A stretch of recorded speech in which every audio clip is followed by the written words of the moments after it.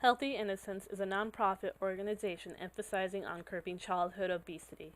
We are a small organization but have large desires to educate on healthy eating, active lifestyles, and getting communities involved in participating to remove the obesity epidemic. Our schools are environments that can enrich and create healthy choices for children. We take time to build upon skills like reading, math, and science, which are designed to stimulate the brain in a positive way. With so much time spent activating our brain, we need the energy and physical resources to keep up with that stimulation.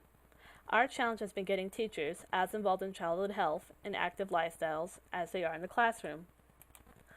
Our schools can stimulate the mind. However, we lack the education on how, when, and why to stimulate our body in a positive way. Our schools and society need to take the time to improve on good eating habits and physical activity. If we can involve our teachers and educate these better habits earlier in life, we can promote health that can and will last for generations.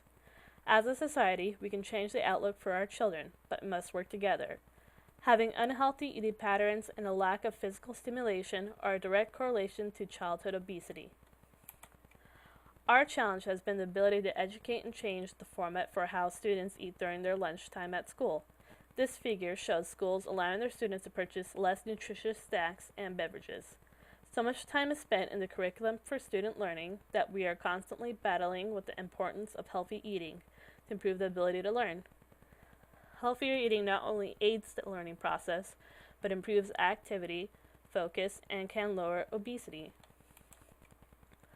The percentage of children with obesity in the United States have more than tripled since the 1970s. Today, about 1 in 5 school-age children, ages 6 to 19, have obesity. Childhood obesity has immediate and long-term impacts on physical, social, and emotional health.